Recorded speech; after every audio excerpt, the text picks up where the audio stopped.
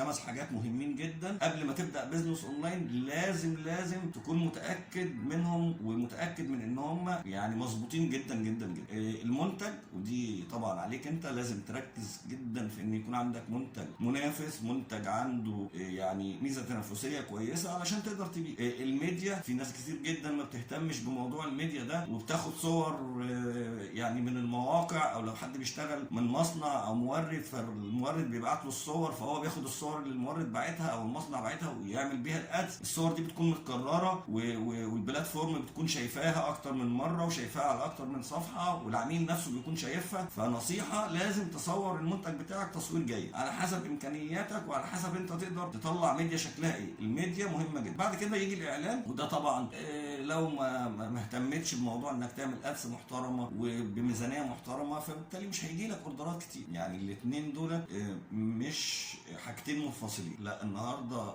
نجاح الاعلان 50% من نجاح الاعلان بيعتمد على الميديا الكويس. وانا بنصح الناس ان هي تشتغل سيلز، ما تشتغلش انجيجمنت. لو براند لسه بادئ وما عندوش ارضيه، يعني ممكن يبتدي انجيجمنت بحيث ان هو يوسع دايرته. الرابعه ودي مهمه، المودريتور. يا جماعه المودريتور مش مجرد شخص بيرد على الرسائل والكومنتات. المودريتور هو السيلز بتاع حضرتك. لازم يكون فاهم البرودكت كويس، يعرف يتعامل مع العملاء كويس، وعنده يعني عنده طولة بال، وعنده طريقه كويسه ان هو يعني يتواصل مع العملاء ويفتح معاهم كلام. طالما انت شغال واتساب ماسنجر، معنى كده ان العميل ده داخل محتاج يتكلم مع حد ويفهم منه تفاصيل اكتر قبل ما يعمل اوردر. نمره 5، شركه الشحن. لو حضرتك بتبيع منتجات، قبل ما تفكر تعمل اعلان عن المنتج بتاعك، فكر في شركه الشحن اللي هتوصل لك وامكانياتها، وهتوصل لك لفين، وهتوصل لك بكام. هل عندهم سيستم تقدر تتابع بيه الشحنات، ولا الامور هتبقى عشوائيه؟